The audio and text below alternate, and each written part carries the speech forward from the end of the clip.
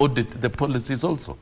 If those policies are illegal, they should be thrown out. And those who bear the greatest responsibility, the commissioners and the CEO, must bear responsibility.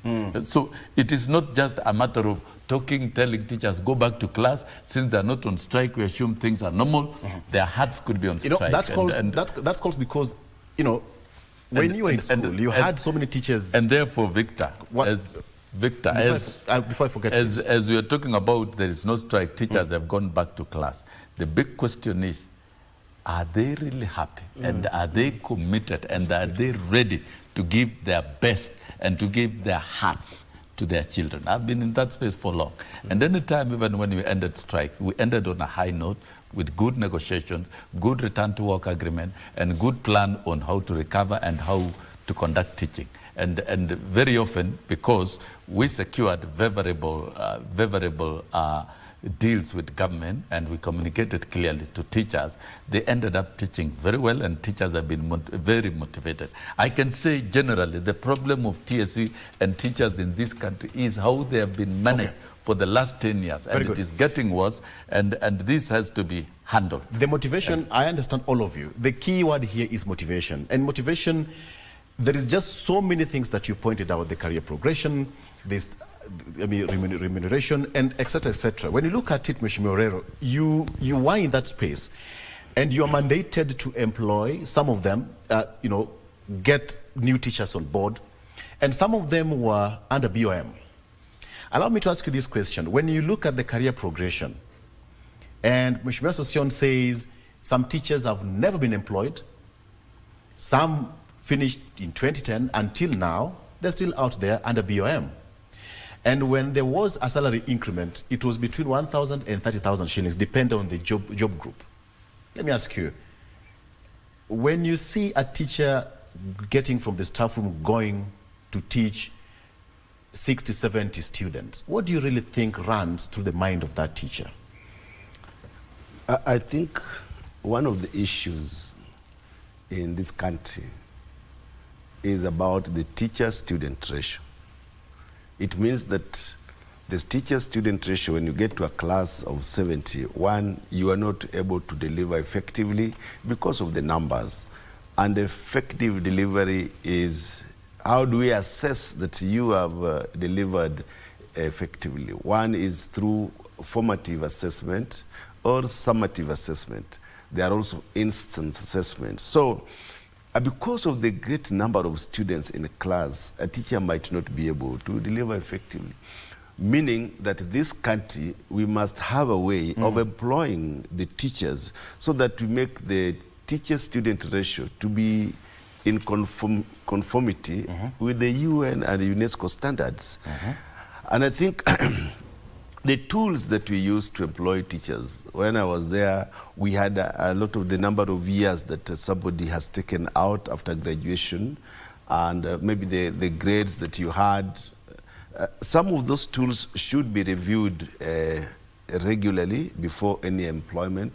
But I think the money that we are supposed to use for employment should be ring-fenced in any government that we have, on any existing government. Like now, the current government promised to employ 46,000 teachers as permanent and pensionable. We need this to be operationalized. We need the government that when they promise to employ teachers, they need to meet their side of the bargain. At the moment, we require about 120,000 teachers so that we can bridge the gap of this teacher-student ratio. Yes.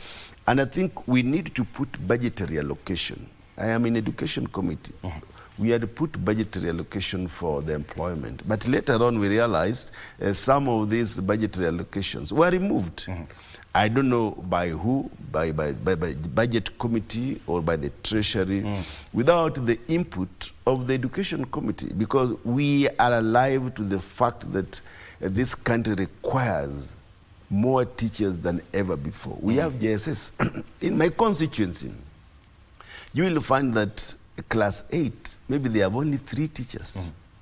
These 3 teachers are forced to teach about 12 subjects. You are trained to teach history, but now they want you to teach physics. it is not attainable. It is not acceptable. It means that the kind of CBC, the kind of curriculum that we have now in public institutions, we are destroying the future of this country, the future of our kids in this country. If we cannot employ JSS teachers currently, and they are almost joining the senior secondary, it means that they will be half-baked. When we compare the public schools and the private schools, the public schools were on strike, the private schools were going on. When you look at the curriculum implementation in private schools, go to McKinney, go to these schools, they have the laboratories, they have the facilities. Well equipped. Well equipped. It means that it is a skewed process that is favoring only the people with the means in this country. The poor kids will not be taken care of in public institutions. So what are we going to do? I had always had an opinion that grade 9 should have been domiciled maybe in a senior school, secondary school. My reasoning was because already they have the facilities, they have the labs, they have the teachers, and we have teachers who are specialized. They can teach history, geography, different types of teachers. But if we want to force this in primary, it is now domiciled in primary. One, we have not structured the management of these teachers. The JSS teachers are answerable to the head teachers of the primary. It is not attainable. We need to structure. How do we manage the teachers in JSS? Do we have some of the proposals from the Education Committee of Parliament? Yeah, of course we have. So I'm saying, what I'm saying here, I've always said it in the Education Committee. It is not out of space. It is what I have said many times, that we need to have carried a proper public participation on the implementation of this curriculum. Like now, the teachers who are graduating, they are not aligned to the requirement of the curriculum within the JSS because they have not trained to teach JSS. We are giving a raw deal to our kids in JSS.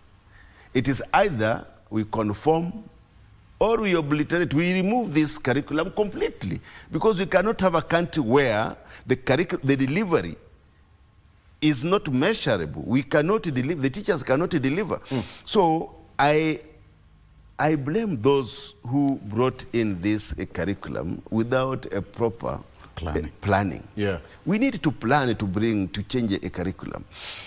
If by now we do not have enough classroom for grade 9 in the whole of this country, we are trying to run around to put classes for grade 9. I am sure, I am certain, 100% that 70% of public primary schools do not have laboratories as we speak now. How are we going to create the pathways that this school will offer sciences, this school will offer social sciences, and this one will offer co-curricular activities? These pathways, up to now, we do not know which schools will offer these pathways.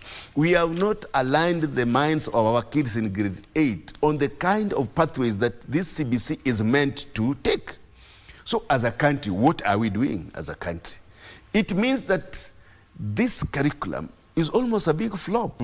I can say this with certainty, that the JSS in public schools, as we are talking, kids are not learning. Because you have some have only 2 teachers, some have 3 teachers. How do they learn? So we are not delivering the curriculum, the services that the teachers are supposed to deliver. Which, you have a big responsibility. I take it back to you as Education Committee of Parliament, because what you're saying, some of these are grave concerns.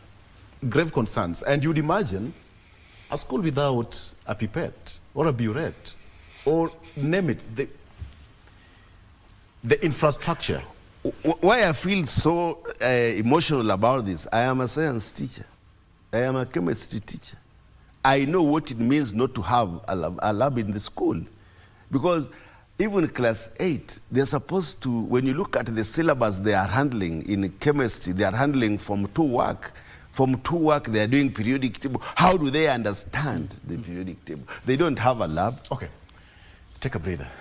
Daktari, I mean, look at whatever is happening is huge. I mean, take it away.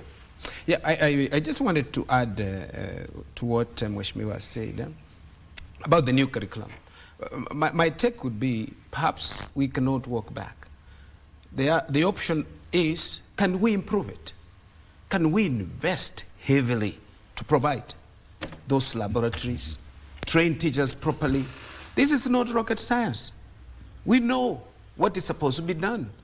Why can't we invest, the Ministry of Education, invest heavily in this? Because we are playing with the future of our country. You know, education is really the core. And look at the technology world. They're based on STEM education. And we're moving towards STEM education.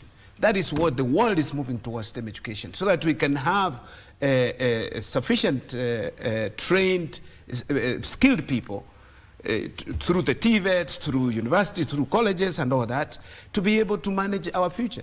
If we're industrializing as Africa, that is our aim. You know, the Africa we want. That's the aim. That's where we're going. If we are not preparing ourselves towards that through education, what are we really doing? There must be special attention paid to CBC and enhancing the implementation of curriculum. Have the teachers well trained, equip the schools. Otherwise, we are cheating ourselves. We will come out with students who are good in theory, but cannot help us to spearhead the industrial revolution in Africa. Another point I wanted to mention related to the training. We must train properly so that the teachers have the skills to work within the new environment, the AI environment. The rest of the world has gone into the technology, sophisticated technology. Are we training our teachers in that way? This is important. And I wanted to mention this, as this is a statistic I have, that 50% of teachers are retiring in Europe. 50%. They are 50 years plus old in the profession. They retire at 60. So in the next 10 years, Europe cannot replace their teachers. What am I trying to say? Is it hope for our teachers to find employment outside the country, or is doom for our country because there will be a really serious brain drain? We shall experience serious brain drain, which will actually affect education in our country. Some of these things, TSC must be aware, Ministry of Education must be aware. We must be prepared for this future. In fact, it is going to happen. So we need to prepare ourselves, train our teachers properly, remunerate them well, find a formula to retain our teachers in our schools. Otherwise, we lose it. I used to ask students in the class, my son's class, how many would like to become teachers? Out of 40 students, 1 or 2 say they would like to become teachers. The teaching profession is becoming so unattractive. And way back in the days, unattractive. Teachers, I used to want to be a teacher. Yeah. But you see, it's because of the way we treat our teachers. How do we remunerate them? Do we even give them the respect? In fact, the international, the summit itself I mentioned about, Transforming Education Summit, the issue of respect for teachers is very critical. It's one of the areas that we must work on, so that the teacher regain professional respect, so that they can deliver properly to our students. Okay. So, Sion, I want to take a break, but before that, you'll take us on a break. Look, the space is still there for an improvement. And, Mheshimiwa Orero, I will come back to you later on and explain to us, you know, the Education Committee, I repeat, you have a lot of work to do in as far as this is concerned, because that's where laws are made, recommendations are made, and then you can enact them. But, Mheshimiwa Sion, the education sector is never that good profession that everybody, you heard that is a home of Mwalimu so-and-so, that is a home of Mwalimu so-and-so. Right now, people are running away from education as a profession. It is how we choose to dignify teaching, and not just teaching, how we value education. Right. We've talked about Korea and the STEM pathways and the Asian tigers. If I can pick on Korea, for example, because I was in Korea in 2015, 57% of the parents would like their children to be teachers. 57%. 57. Yes. And UNESCO talks of we must make teaching the first profession. The first in the sense that the top students should choose teaching above all other professions. In Korea, the topmost students in school exams choose teaching over law, over medicine, and over engineering. And over journalism. Yes, and that tells you that tells you why it has one of the best education systems, STEM education system, a very thorough one. And that explains why it has industrialized. So you must link industrial revolution. If you're talking about artificial intelligence, we must get the best teachers to do it. And therefore, teaching must attract the best. You train the best, attract the best, recruit the best, and retain the best so that you can transform the country. As Kenya, we were on that trajectory, but I think we are beginning to lose to lose direction. And we now run a sector without planning and without proper leadership. And you see, if you don't plan education, there is nothing you can execute that works. It is not going to work. And as I said, things to do with business interest. And of course, when money is put, when you look at Kenya, for example, is putting at least 6% of the GDP in education, at least 28% of its overall budget. It is meeting the UNESCO standards. The accountability structures of how this money is used, Orero was a principal, and they can agree, the audit systems has collapsed in that ministry. There's no audit. It's not very, if you ask today for an audit report of each and every school, you'll not get. If you get an audit report on how the free education money after being disbanded has been used, you will not get. And when we come down to CBC, of course we deploy money, but without proper auditing and supervision of how the money is spent, then the money is absolutely useless. It goes into waste. Then we've also collapsed.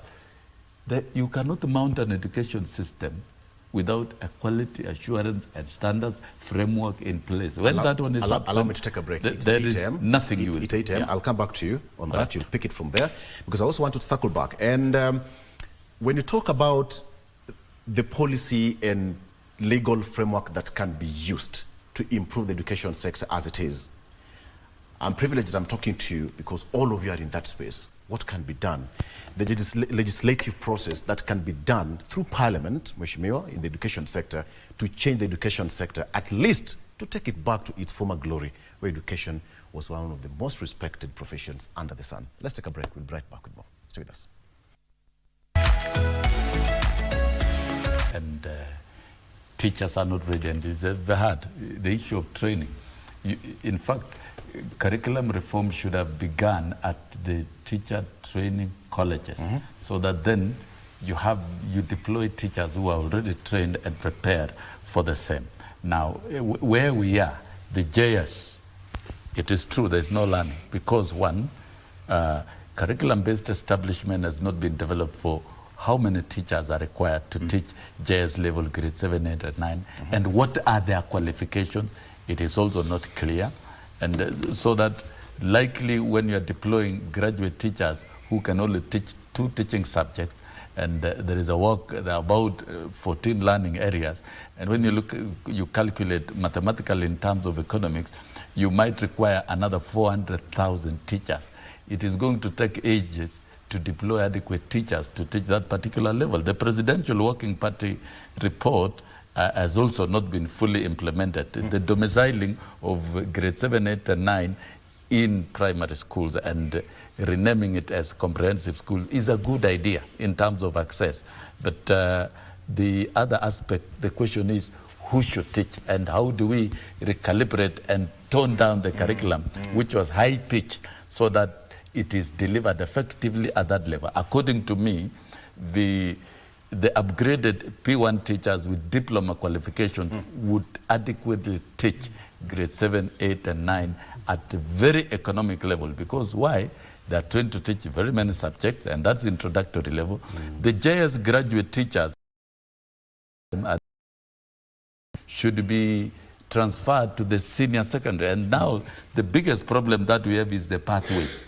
The pathways of STEM education, which you are talking about, which should take 60% of the students. The pathway of performing arts and sports, pathway of social sciences, 3 pathways. They must be in all the schools according to the curriculum design. But the question is, are they in all the schools? Are we prepared? Have we deployed enough teachers to teach the different pathways in all the schools? And have we trained? There is, of course, definitely, we are on a long funeral because of poor planning. And there will be more transitional challenges in 2026 to senior secondary than what we are witnessing now. So we brought in a curriculum that we cannot manage. And I still believe there's a lot that needs to be done. The Presidential Working Party report was well generated, but it is not properly implemented. It should be implemented so that it can fix some of these issues. Then the other big challenge that we have currently is the higher education and universities and the funding model. In my own view, the new funding model is a grand idea. I'll come back to you on that one. I wanted Mheshimiwa Orero to start with that so that we can give you a break as well. As we come back to that, Mheshimiwa Orero, you look at it this way. As a member of parliament, I know you are grappling with so many things, you know, the bursary coming here, many phone calls, universities, people are going to universities, many parents are looking for funds. But let me just point blank. What is your take on the university funding model? I mean, it's as simple as that. What's your opinion? It has failed to meet the desires of the Kenyan citizens. The good idea it was, the parameters used, the tools used, the implementation process has been very, very poor. When we look at those parameters, what has been used to determine, they have created what is called bands, band 1 to band 5. And those parameters, some of them are weighted.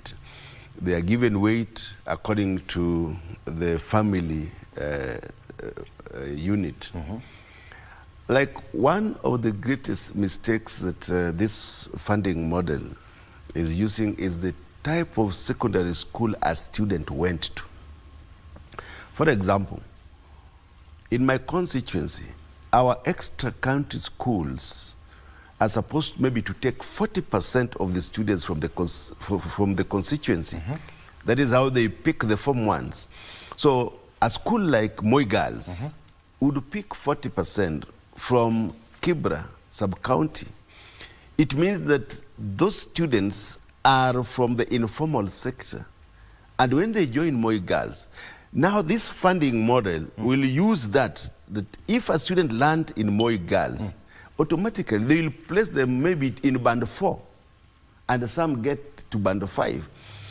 They would argue that they have used the KRA, the NSF, we are saying that also whether you are from a single mother or you have how many kids in a family, the size of the family, how many are you. The entire family background profile is put there. Yes. When I go to the informal sector like Kibra constituency, and yesterday I was listening to the PS and everybody else talking about the funding model. Somebody living in Kibra has never even seen what a wealth declaration form is. And they were saying that the KRA could give them the background of people in Kibra. 80% do not even know the color of the form of wealth declaration form because they do not have that wealth. And you find the information I have on my desk that most of our students from our informal sectors have been placed in band 4 and 5. How are they going to survive? It means that this funding model, the means testing instrument, from my own assessment, is going to benefit the universities more than it is going to benefit the students. Yet it is called student-centered model. You can repeat that. I will, having been a teacher, that this funding model is going to benefit the universities more than it is going to benefit the students. I listened to some of the vice chancellors saying that in the last 1 or 2 years, they look like they are going to recover from the economic doldrums that they have been facing. What I am picking from them is that now this funding model is meant to make the universities to operate on their own entity without funding from the government. And where is this going to leave the parents in this country? It means that this country is going to create a culture where the poor will never, one, do the most competitive courses, irrespective of the level of their intelligence. Most students will not manage to be in the medicine class. Because of their family background. Because of their family background. Okay. Medicine will cost maybe 612,000 shillings annually. And when you look at the cost per year for these students who are from poor family and poor background, it will be almost impossible for any student from a poor background to do such kind of course. We need to take cognizance to the fact that Kenya as a nation, we are bringing in a model that does not respect our constitution about the right to education. How many students since last year have fallen out of the university because of lack of fees? Last week, I was in Kisumu, but I came back to Nairobi to meet certain vice chancellors about this funding model. I can tell you there are some vice chancellors who have models that if they are listened to, then can sort out this funding model without putting our kids into bands. Your recommendation to this? My recommendation to this is that the Ministry of Higher Education must reconsider how to improve this banding. We are able, like now I have done a lot of research, I have talked to many vice chancellors, I have talked to people who are the implementers of DUC, differentiated units cost, those who brought up this system. Because initially, the government used to give university funding based on nothing. They did not look at the payrolls of the lecturers. They do not they never looked at the cost of the units. So this money was just given to the universities before the DUC. So they were just using it. But I think the World Bank came up that they must have the payroll, the cost of each unit. The Ministry of Education and the Higher Education must sit and relook at this model and make it that all students should have a minimum pay. Like if you say, let them pay 25,000. Then we look at this, how we can improve this model. They must listen. The proposal to have bursaries scrapped and put in one basket. I think we want to operate on utopia in this country. We have tried this before. We must look at, like if it is NGCDF, people say NGCDF are not doing well, or the governor, or if it is put in one basket. It depends on the leadership. I can tell you. If we have good leadership and we say that this money will go directly to benefit the students and we have free education, who are we to refuse? But will that money go directly to the students? That is the question. Allow me to come to Sosion. There's a reason why I'm skipping Daktari. What's your take on this, Mheshimiwa? The funding model is a good idea because it's going to target the economic needs of the various households. But how it is being handled is completely wrong. I don't agree absolutely.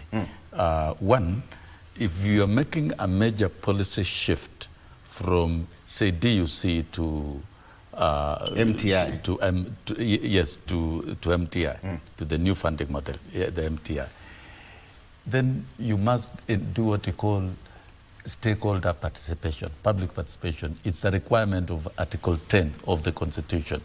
This is the second year that the new funding model that is student-based, capitated, is being executed with the 5 levels of banding. And when you look at the MTI that was done last year, it was more friendly. And the MTI that has been used this year, the MTI process is wrong.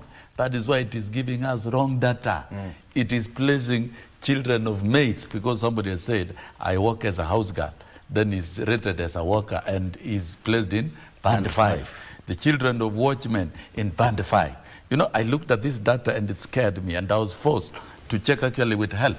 And HELP told me that the tool being used this year is not a tool of HELP.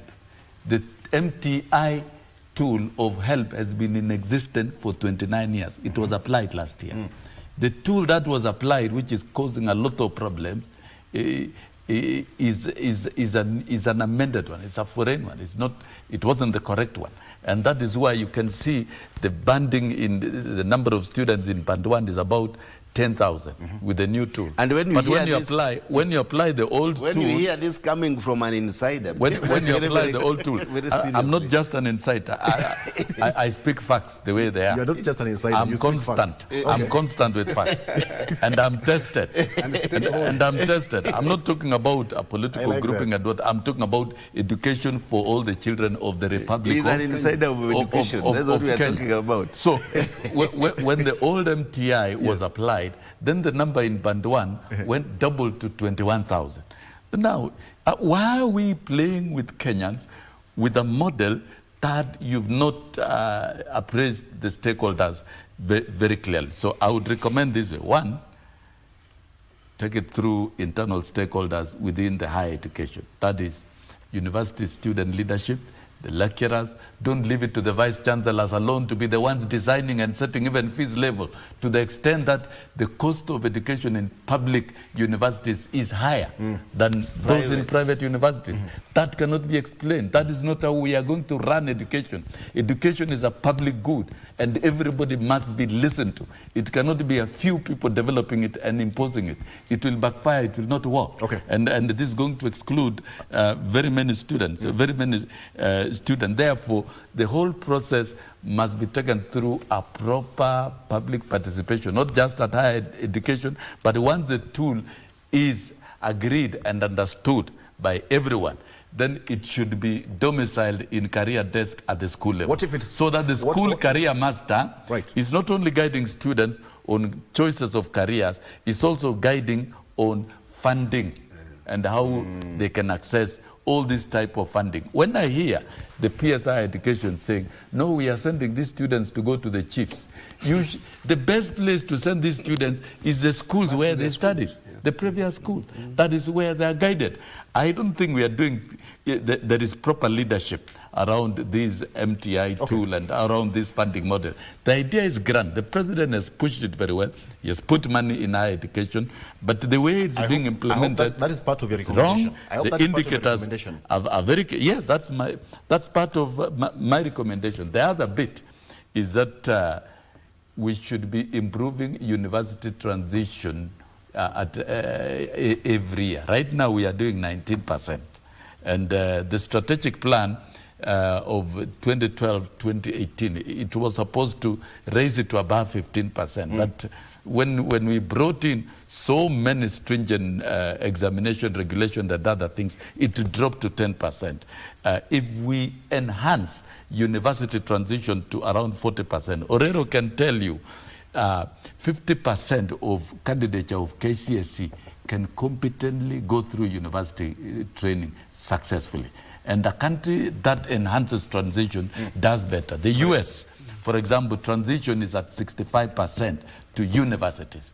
Why are we suppressing our own children in Kenya? And that is why there is room now to allow the self-sponsored program students. And if we have self-sponsored program students across the universities, it is going to solve the quagmire of shortage of funds, so that then this funding and sponsorship of those who are admitted through COOPs can all occupy band 1, band 2, and not more than band 3. Thank you. It is possible for us to get this solution. You're active in that space. You're active in that space. And when you listen to these two gentlemen, their sentiments clearly resonates with what Mona Inchi is talking about. But you're in that space and you are seeing what students and parents are going through at the university in under 2 minutes. If you can, allow me. Thank you, Victor. I would like to ask a question. The model in whose interests? Mheshimiwa Susion has responded to that question. It doesn't help the student. Actually, it kind of punishes, if I may use, the parent or the student. and rewards a system that is running away from fully funding university. Do you support education. it? Do you support it? I don't support it. Great. Yeah. One thing is, in fact, this is in public domain. 48%, yeah, 48,000, not percent, 48,000 of qualified students, C+ and above, did not apply to join university. Resonates with what Mheshimiwa Sossion was saying. We are reducing the number of those transition from high school to university because basically it is being made unaffordable. The model is making... It's not 48, it's 74,000 students 74. 2 months ago. Yeah. 74. Yeah, it's increasing actually. It's increasing. Initially it was 48,000. Yes. Now it has gone to 74, as Mheshimiwa says. So this is a danger to access to university education. And who are those who are dropping out? Is the poor. The poor are not going to access. At the same time, the vice chancellors are dancing around and saying deferring their studies. that Academically, they might, in fact, even if they deferring. defer, they might never go back if the system is maintained. So my proposal is, I would recommend, for me, is to actually do away with this system. It doesn't help. Government should find resources. And I suggest that if this system does not equalize access to education, then government should give loans and treat students equally, regardless of their social background, socioeconomic background, as it was even before DUC. Let them construct hostels. Now we have money for affordable housing. Why can't we build hostels around universities across the country and house our own children? It's public money to help to solve a problem, so that decent housing is provided for students, not to go and live in some ramshack somewhere, and the student cannot even be able to read in places, dingy places and insecurity, places where they have to cook it for themselves. I think, and I strongly recommend, that accommodation should be given without any conditions. Government should invest in hostels heavily, or have the PPP, and then improve the facilities, pay university workers 100% from exchequer, and do away with this system. There's something I've picked from all of you, is that the education funding, university funding model is meant to benefit the universities more and punish parents. I think that's what I've picked. And from your recommendations, all your recommendations are valid. I just hope somebody listened. I don't know who listened, but I just hope someone listened somewhere. You know what happened? Today, I'm not going to call you Weshimiwas, I'm calling you teachers. That is how it is today on this set. But because of that, you're all Weshimiwas, honorable members. That cannot be, I cannot run away from that. Weshimiwa Sossion, thank you so much for joining us. Always a pleasure having you on the show. Daktari, Ambassador, Richard Busire, let me just put that. You have another title altogether. Dr. Busire was here with us some times back, but he disappeared. I don't know whether you learned French. I didn't want to. I didn't want to because they are French nationalists who want everyone else to learn French. Did you market Kenya they don't want to the learn UNESCO? Kiswahili. Did you market Kenya to the UNESCO pretty fine? Marketing? Yes. Top. In fact, perhaps the toppest scoring ambassador in UNESCO. You can check. What is our image? I won all our elections in last year in November. Kenya's candidates, all of them. And I thought we were going to discuss about Raila Odinga's candidate. I wanted to ask him about AUC chairman. Go ahead. Chairmanship. How is France with Kenya? Are they going to support? Are they supporting our candidate as AU chairman? You know, let me say this. Let me say this without any fear of contradiction. Yes. International relations are about interests. So France will support whoever they support on the basis of their own interests. Who? Baba? I don't want to say Baba because Djibouti is a close friend of France. Kenya is a close friend of France. But I will say recently, I heard yesterday that the road from Rironi through to Mau Summit through Malaba and all that is going to be done by China. By the Chinese, that deals. The knowledge I had before was that even since during Uhuru government was that France was going to do it. Yeah. So some of those Interests. interests Will play. will play in the voting. No, but don't try to paint a picture of optimism. I'm convinced. But it will work. That has got nothing to do with many of those. It will but I work. think the AU chair of Africa is of greater interest to African themselves, not the former colonial master. That one Because I agree with you. we are talking about strengthening intra-Africa trade. We are talking about having a borderless continent where people can move freely. Yes. We are The talking Agenda about 2063. having our own currency, strengthening fast-tracking Agenda 2063. And I think the candidature of Raila Odinga sells across board. And so really, if we look at linguistics, the Anglophones, the Francophones, the Arabic, and all that, it doesn't apply in this case. So You tuko have sawa. to- yes. So tuko sawa. Okay. Victor, I would urge the ambassador. I am a specialist. I am a scholar in international relations. Mwalimu, I'll give Don't chemistry. allow him to continue that conversation.